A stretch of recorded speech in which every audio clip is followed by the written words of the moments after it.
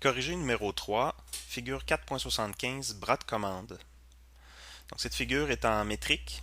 Qu'est-ce qui me dit que c'est en métrique? Donc on a des dimensions qui seraient très grandes, là. Donc si on voulait avoir une échelle 1 pour 1 sur une feuille pour l'impression du dessin sur une feuille, en pouces ça fonctionnerait pas, là. Ça mesurerait 148 pouces de long, là. Donc c'est à peu près 10 pieds dépassé un peu, là. Environ 12 pieds. Donc ça ne marcherait pas du tout. On a aussi le symbole SI qui indique que c'est en système métrique, donc en millimètres. Donc pour réaliser cette figure-là, nous allons avoir besoin d'un document en millimètres, donc pièce millimètre pour commencer le travail. Je sélectionne un plan, on fait un esquisse sur ce plan-là, et ensuite je vais cacher les plans de travail.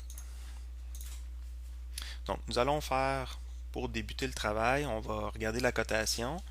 Nous allons démarrer la figure. C'est pas absolument nécessaire, mais on va démarrer la figure sur l'origine parce que ça permet d'avoir une figure qui est fixée dans l'espace.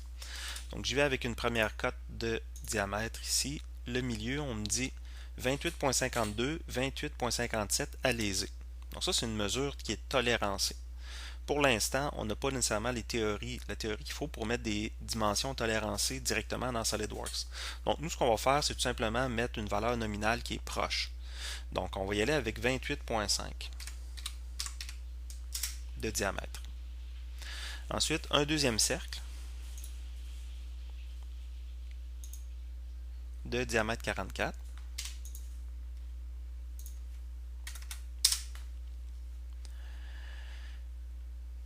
Donc une première partie qui est faite. On va y aller avec la partie d'en haut ici. Il y a un deuxième cercle en haut, avec un cercle concentrique aussi. On peut faire les mesures de diamètre. Encore une fois, c'est un chiffre tolérancé ici de 18.99, 19.05 à lésé. Donc nous allons tout simplement prendre une valeur nominale proche qui est 19 mm.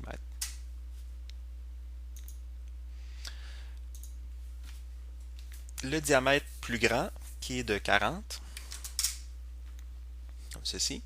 Les distances centre en centre par rapport à mon origine, 48.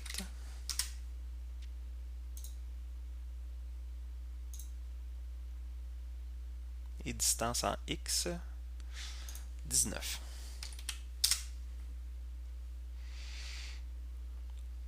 Ensuite, du côté gauche, nous avons une rainure qui est en ligne avec le centre de la pièce.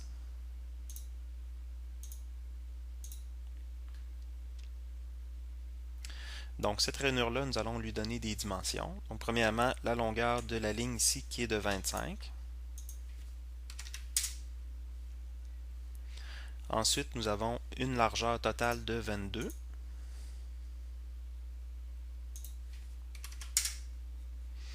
Voilà pour la première partie. Nous allons placer une contrainte. Ici, c'est un point important, là. Nous allons placer une contrainte horizontale entre la rainure et le cercle d'origine. Cette contrainte horizontale-là, entre les deux points, c'est bien important ici de sélectionner les points, va me permettre d'avoir une figure qui est alignée par rapport à l'horizontale. Donc son mouvement n'est pas bloqué encore dans ce sens-là. Ça va être en rajoutant la cote de 148 qui est dans le bas de la figure que je vais pouvoir ici bloquer le mouvement horizontal. Pour l'instant, je ne m'en occupe pas. Donc je vais tracer une deuxième rainure pour terminer cette partie-là de la figure. La rainure est encore une fois d'une longueur de 25.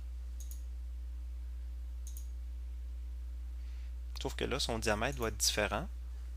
Donc ici, on va y aller avec un rayon. Donc je vais coter la distance à partir du point. Ici, c'est un peu difficile à sélectionner. Bon, du point aller jusqu'à l'extrémité ici. Donc je vais peser sur Shift avant de cliquer la cote. Oh, ça n'a pas l'air de vouloir fonctionner. Donc je vais devoir cliquer. Je m'étais trompé ici. Donc je vais coter tout simplement le rayon. Ça va être plus facile. Donc c'est un rayon de 22 que ça me prend. Et voilà. Donc je suis sûr que cette géométrie-là est bonne. Pourquoi c'est pas tout en bleu, comme je vous disais tout à l'heure, c'est que la position à l'horizontale n'est pas encore définie. Donc pour ça, je vais devoir compléter la partie qui est du côté droite, avant. Je vais y revenir plus tard, c'est pas grave. Donc, les choses que j'ai besoin ici, ça va être de tracer un arc. Et là, j'ai besoin d'un arc un peu spécial. Ça va me prendre un arc par son centre. Parce que là, je connais le centre de rotation de la partie qui est ici. Donc, on pourrait le faire avec une rainure aussi. Il y a des rainures qui sont courbes. Ça serait bien, ça. Donc, on va l'essayer comme ça plutôt. Donc, si je fais une rainure courbe par son centre, je vais aller sélectionner le point central. Je sélectionne le point de départ et le point d'arrivée. Et la rainure.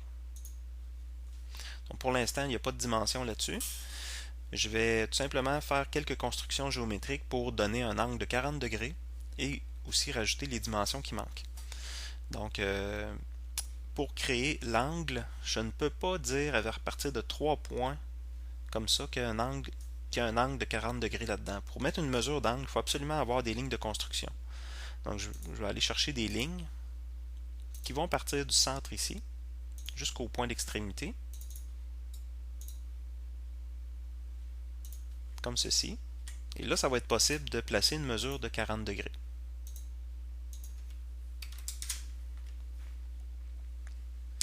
Autre chose aussi, c'est que on doit absolument mettre une dimension pour savoir quelle est la distance entre les deux centres.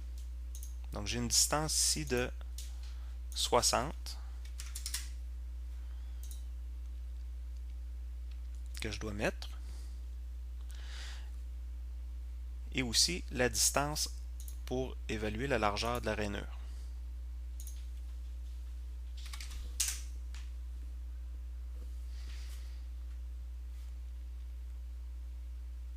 Donc je vais encore refaire une rainure à partir du centre.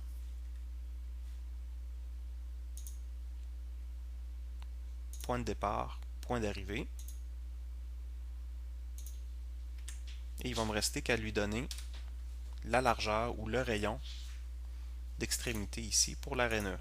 On va avoir un rayon de 22.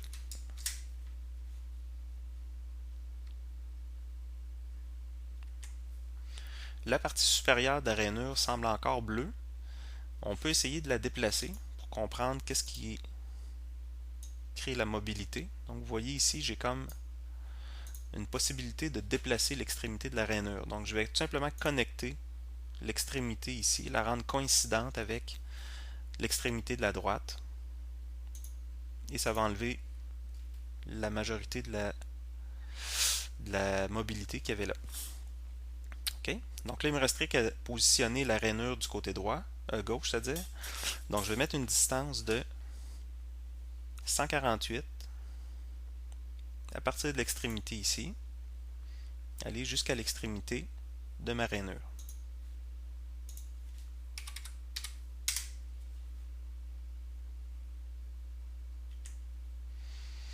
Donc vous voyez que la figure est pas mal avancée. Ce qui va me rester à faire maintenant, ça va être de compléter la figure en mettant des arrondis. Donc ça peut être des arcs de cercle en 3 points. Le premier, je vais le partir ici jusqu'à mon deuxième cercle. Comme ceci. C'est pas grave si c'est pas tangent pour l'instant. On va le rajouter par la suite. Ainsi que les rayons. Donc, premier rayon ici doit être tangent avec la ligne droite. Tangent avec ce cercle-là. Et le rayon qu'on me demande, 44. Même principe ici. Le rayon de 16. On va placer ici tangent.